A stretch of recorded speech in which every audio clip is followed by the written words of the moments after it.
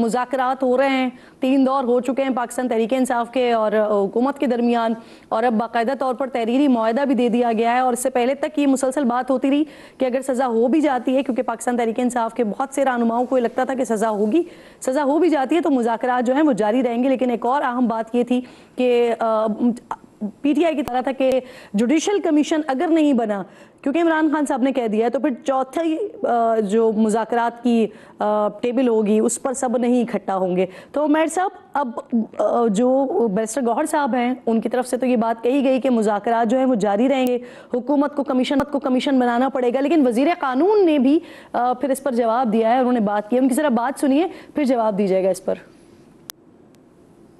خان صاحب نے آج کہا ہے مذاکرات جاری رہیں گے 7 دن تک، اگر پیش رفت نہیں ہوتی کمیشن پہ پھر فردر مذاکرات نہیں ہوں گے۔ 9 مئی کے حوالے سے انہوں نے کہا کہ 9 مئی کے اوپر ایک ایسا کمیشن بنایا جائے، تو سب جوڈس میٹرز میں فیکٹ فائنڈنگ کمیشنز نہیں بنتے، وہ عدالتوں میں اب ایڈوانس سٹیج پہ ہیں۔ اسی طرح کچھ اور مطالبات جو ہیں وہ قانونی طور پہ پاسبل نہیں ہے۔ اب یہ کہنا کہ لوگوں کو رہا کیا جائے، وہ عدالتوں نے رہا کرنا ہے۔ رہائی کا صرف ایک اور طریقہ ہے، صدر مملکت کا اختیار ہے کہ اگر کوئی ان کے پاس رحم کی اپیل کرے، جسے ہم مرسی پٹیشن کہتے ہیں، تو صدر مملکت کسی کی سزا میں معافی، تخفیف، کمی یا مکمل طور پہ اس کو ختم کر سکتے ہیں۔ قانونی نقطہ لے آئیں وزیر قانون، قانونی عدالتی معاملات کے اوپر کیسے کمیشن بنا دیں سر؟ بن ہی نہیں سکتا۔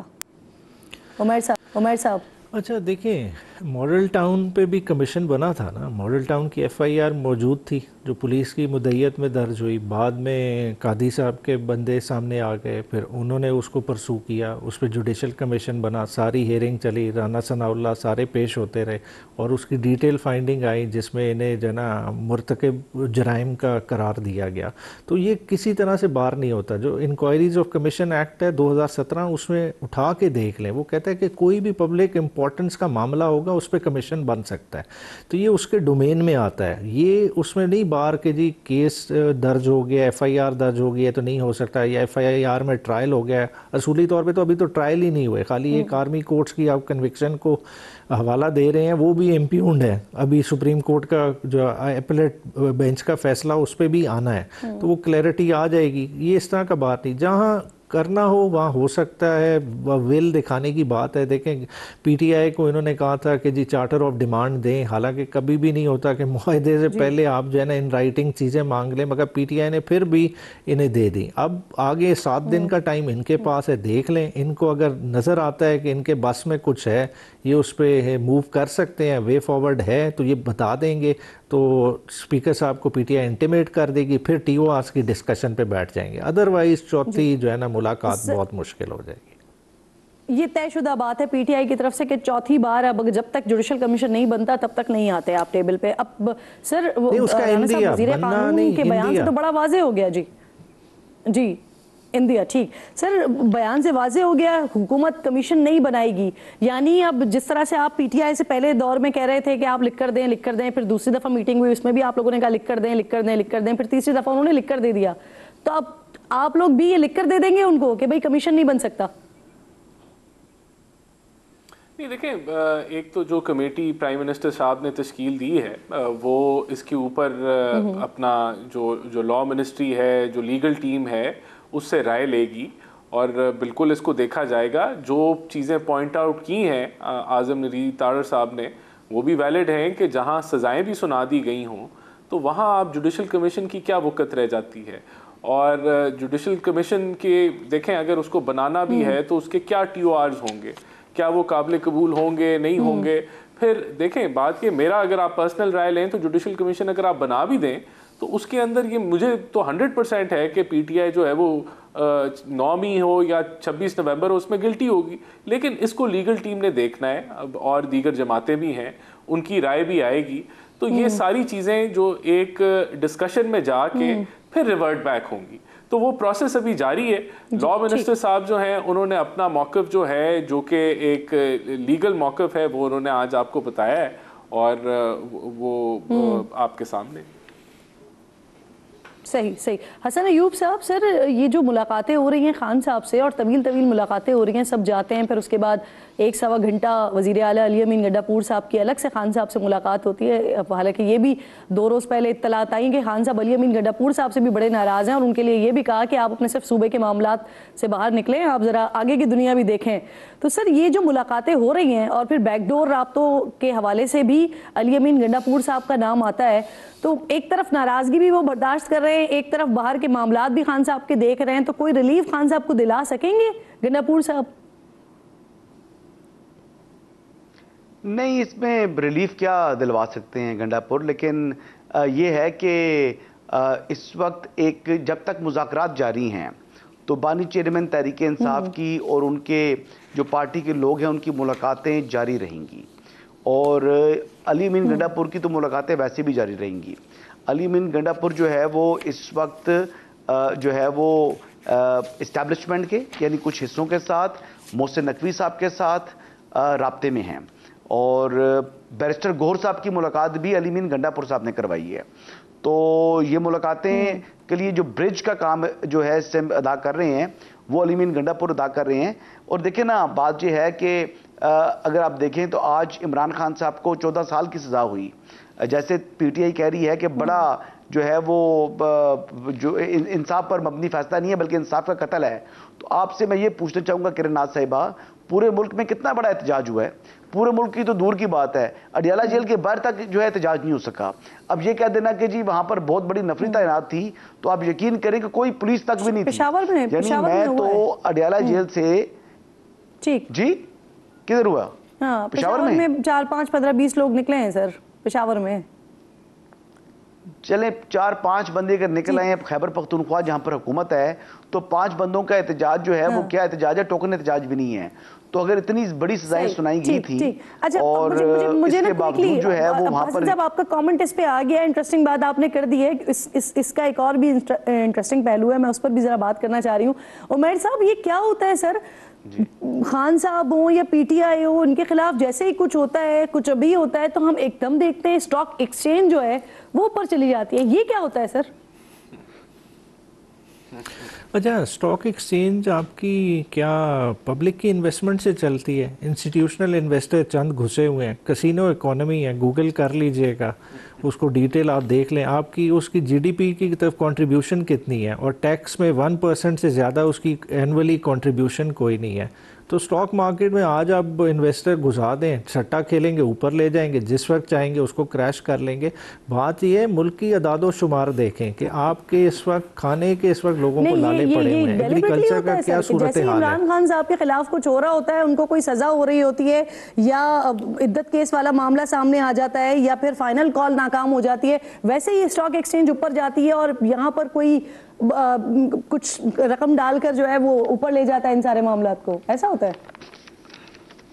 دیکھیں, جس طرح بھی ہوتا ہے, اسٹاک ایکسچینج آپ کی اکانومی کی ریپرزینٹیٹیو ہے ہی نہیں. اور آپ اس طرح سے دیکھیں نا کہ جی عمران خان کی کنوکشن سے کسی کو خوشی ہو رہی ہے, دیکھیں وہ خوشی اسی کو ہو رہی ہے جس نے اسٹیل کا گلاس پکڑا ہوا ہے, اس سے بیجونڈ کسی کو خوشی نہیں ہے. اس وقت نظام میں بہت سخت پریشانی ہے. آنے والے دن دیکھ لیں, 2025 ہے عمران خان کا سال, اور جو ان کی پریشانی ہے وہ اور آپ کو شدید آنے والے دنوں میں نظر آئے گی. سر شارٹلی مجھے رانا صاحب اس پہ کامنٹ کیجئے گا. 1,500 پوائنٹس کا اضافہ ہوا ہے, فائنل کال ناکام ہوئی تھی, اسٹاک ایکسچینج میں 4,500 پوائنٹس کا اضافہ ہوا تھا, عدت کیس میں 600 پوائنٹس کا اضافہ ہوا تھا. کیا ہوتا ہے سر یہ؟ اچھا دیکھیں, سب سے پہلے تو میں تھوڑا کلیئر کر لوں کہ جو اسٹاک ایکسچینج ہے اس میں لسٹڈ کمپنی کے شیئرز ٹریڈ ہوتے ہیں, اور جب وہ اوپر جاتی ہے تو وہ انویسٹر کانفیڈنس کو جو ہے ٹرانسلیٹ کرتی ہے کہ اس کا کیا سوچ ہے, کہ وہ کیا دیکھ رہی ہے کہ یہ کمپنیز آگے جا کے کیسے پرفارم کریں گی. تو ڈیفینیٹلی جب وہ اوپر جاتی ہے تو اس کا مطلب ہے کہ انویسٹرز کا کانفیڈنس جو ہے وہ بہتر ہو رہا ہے. اب یہ اس کو کو سیاسی رنگ دینا چاہیں تو جو مرضی دیتے رہیں, لیکن یہ آپ کو بتا رہی ہے کہ آگے لوگوں کو نظر آ رہا ہے کہ اسٹیبلٹی ہے.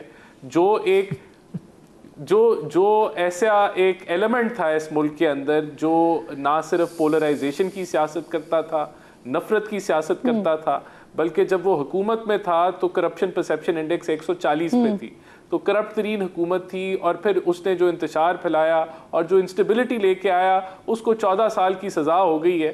تو یہ ملک جو ہے اس کے جو اکنامک انڈیکیٹرز ہیں وہ سارے پازیٹیو ہوتے جا رہے ہیں. حسن ایوب صاحب بالکل ٹھیک، آپ کو کامنٹ آ گیا. حسن صاحب مجھے یہ بتائیے سر، ٹھیک سر، کیا واقعی مارکیٹ سمجھتی ہے کہ خان صاحب کو سزا یا پی ٹی آئی کو کارنر کرنا یہ ماحول کے لیے بہتر ہے، یا یہ اتفاق ہوتا ہے جو اچانک سے ہم دیکھتے ہیں کسی بھی عام دن پر پی ٹی آئی کے لیے جو ایک ناگوار دن ہوتا ہے اس میں اچانک اسٹاک ایکسچینج میں بہتری آتی ہے؟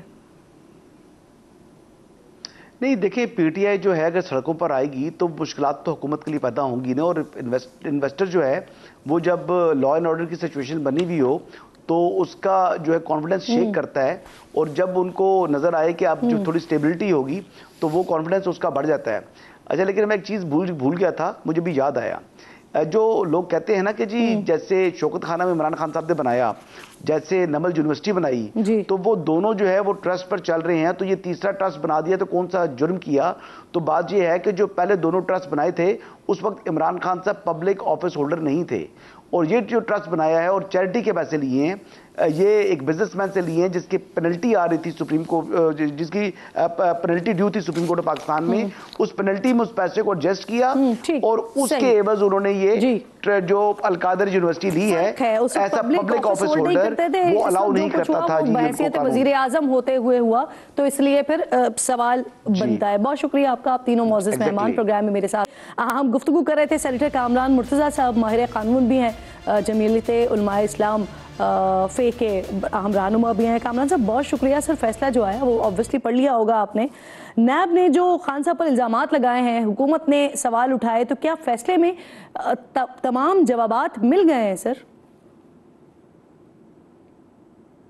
ایسا ہے کہ یہ ایک سنجیدہ کیس تھا یا ایک سنجیدہ کیس ہے. اس کو فیصلہ پڑھنے میں اب یقیناً ٹائم جو ہے وہ درکار ہے، اور اس کو ریکارڈ کے ساتھ کیونکہ خالی فیصلہ نہیں پڑھنا، اور ریکارڈ میں کچھ چیزیں جو ریفر ہوئی ہیں فیصلے میں اس کو ریکارڈ کے ساتھ اس کی مطابقت بھی دیکھنی ہے. تو اس کو فنی طور پہ اس کے اوپر تبصرہ کرنا جو ہے میرا خیال ہے کہ پری میچور ہے، ٹائم لگے گا. مگر بہرحال ایک چیز سنجیدہ کیس تھا، اور اس کی سنجیدگی کو دیکھتے ہوئے اپریہینڈ کیا جا سکتا تھا کہ اس میں کوئی ایسا مسئلہ بن سکتا ہے. گو کے درمیان میں پی ٹی آئی کے اور کہیں اور جو ہے رابطے استوار ہوئے تھے. اچھا کامران صاحب، پی ٹی آئی کی قیادت جو ہے نا سر وہ بڑی مطمئن ہے سر. وہ یہ سمجھتے ہیں کہ یا تو ہائی کورٹ سے سزا معطل ہو جائے گی یا پھر وہ بری ہو جائیں گے، ماضی کے جو 3 کیسز ہیں اس کی طرح. آپ کو کیا لگتا ہے سر؟ نارملی جو ہے یہ گو کہ یہ کیس نیب کا ہے، مگر اصول جو ہے وہ سیکشن 426 سی آر پی سے لیں گے معطلی کے لیے.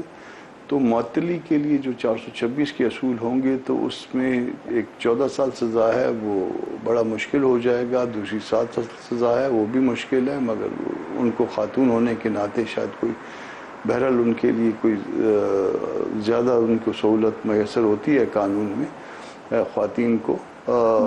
مگر یہ کیسز اصولاً جو ہے وہ اپنی لائن میں لگیں گی، اور اگر اس پرنسپل کو جو جتنی سزا ہے اگر اس کو سامنے رکھا جائے تو اتنا آسان بھی نہیں ہے. اگر ان کے وکلا یہ کہہ رہے ہیں کہ معطل ہو جائیں گے تو مجھے اب شک ہے کہ اتنی جلدی معطل نہیں ہوگا معاملہ، یا اتنی جلدی جو ہے اس کی سیٹنگ سائڈ ممکن نہیں ہے. اس میں یہ ٹائم کنزیومنگ ہے. آپ اپنی لائن میں کھڑے ہوتے ہیں، 14 سال والا 14 سال کی لائن میں کھڑا ہوگا. ان سے جو پہلے والے کیسز ہیں وہ ان کی ظاہر ہے وہ ڈسپوزل کہ ان کو پرائرٹی دی جائے تو کیوں دی جائے، یہ ایک سوال ہوگا ہائر کورٹ کے لیے. اور سسپینشن کی جائے تو وہ کیوں کی جائے، یہ بھی ایک بڑا سوال ہوگا. تو اللہ کرے کوئی بہتری ہو، مگر اس وقت لیگلی جو ہے نا یہ کہنا کہ سزا سسپینڈ ہو جائے گی یا سیٹ اسائڈ ہو جائے گی امیجیٹلی، یہ کہنا جو ہے سر القادر یونیورسٹی اس کو بھی کا حکم دیا ہے نا عدالت نے، تو سر کیا ہمیں ماضی میں ایسی کوئی مثال ملتی ہے کہ عدالت کے حکم پر کسی ٹرسٹ کو حکومت نے اپنی تحویل میں لیا ہو، اور اگر پھر حکومت ایسے کسی ٹرسٹ کو اپنے یا یونیورسٹی کو اپنی تحویل میں لیتی ہے تو پھر اس کے ساتھ آگے کیا ہوگا کہ جو اس کے آس پاس کی زمین ہے اسے بھی حکومت اپنے حساب سے استعمال کر سکتی ہے سر؟ بات تو یہاں پہ ٹرسٹ کی یا اور کسی اور طرح کی نہیں ہوگی. بات یہ ہوگی کہ کیس آیا اسٹیبلش ہوتا ہے یا نہیں ہوتا. اگر کیس اسٹیبلش ہوتا ہے تو پھر اس کی قدرتی نیچرل کرولی یہ ہوگی اس میں کہ پھر جو نا اس سے بنا کیا یا اس کے نتیجے میں کیا بنا, اور اس کی فور فیچر کے جو ہے وہ امکانات موجود ہوتے ہیں. تو بنیادی طور پہ دیکھنا ہے کہ کیس اسٹیبلش ہے یا کیس اسٹیبلش نہیں ہے. کیس اگر اسٹیبلش ہے تو پھر اور بات ہوگی, کیس اگر اسٹیبلش نہیں ہے تو دوسری بات ہوگی. الٹیمیٹلی اس کی ایونچولیٹی کیا ہوگی اس میں یہ بات کیس کے ثبوت کے ساتھ. سر, حکومت پاکستان زمین کو لے سکتی ہے اپنی تحویل میں؟ اگر یہ بات اسٹیبلش ہو جائے, اگر یہ بات واقعی درست ہو کہ یہ ٹرسٹ جو بنا ہے یا یہ زمین جو ان کے پاس آئی ہے وہ نتیجہ ہے کسی انلیگل اور کرپٹ پریکٹس کی, تو اس کے نتیجے میں پھر اس کا جو الٹیمیٹ ہے وہ یہ ایسا ہو سکتا ہے. بھلے وہ ٹرسٹ کے نام پہ آپ اس کو منتقل کر دیں, بھلے اس کو کسی اور نام پہ منتقل کر دیں, مگر یہ پھر اگر یہ سارے معاملات جو ہے نا مفروضوں پہ ہیں. بات اگر کے ساتھ منسلک ہے کہ اگر جو ہے نا یہ نتیجہ ہے کسی کرپشن کا تو دین اور بات ہوگی, اور اگر نہیں ہے تو پھر بات اور ہوگی. اچھا سر, اس کے بینیفیشری تھے وہ پراپرٹی ٹائکون ملک ریاض صاحب, ان کو اشتہاری قرار دیا گیا. کیا اس کیس میں سزا ہو سکتی ہے ان کو؟ کیونکہ کئی سارے لوگوں کا یہ بھی ماننا ہے, یہ بھی کہنا ہے کہ وہ ملزم نہیں ہے, کیونکہ یہ جو معاملہ ہوا ہے یہ حکومت پاکستان اور NCA کے درمیان ہوا ہے, تو ملزم ملک ریاض نہیں ہے. گو کہ وہ اس میں ایک اینڈ پہ کہیں نہ کہیں پہ ملک ریاض ہیں اس میں, مگر اس میں اگر اختیارات کے غلط استعمال کا الزام ہے تو وہ ملک ریاض پہ تو نہیں ہے. غلط استعمال کا الزام تو کسی اور پہ ہے. گو کہ اس الزام کے ساتھ ساتھ کیبنٹ میں کوئی ڈیسیجن جو لیے جاتے ہیں اس کو کچھ تحفظ بھی حاصل ہے, مگر یہ معاملہ جو ہے ملک ریاض کی بجائے جو ہے وہ درست یا غلط اختیار کے استعمال کرنے والوں کے ساتھ زیادہ اٹیچ ہوگا. مطلب آپ یہ کہہ رہے ہیں ملک ریاض شامل تفتیش بھی ہو جاتے ہیں تو سزا کے چانسز کم ہیں ان کے, کیونکہ معاملہ حکومت پاکستان اور NCA کے درمیان ہوا, یہ تصفیہ بھی ملزم نہ بنتا. ملک ریاض کو شاید جو ہے نا وہ استغاثہ گواہ بنانا چاہتا اور اس کو استعمال کرنا چاہتا اس مقدمے میں, مگر وہ شاید نہیں آئے ان کے ہاتھ میں.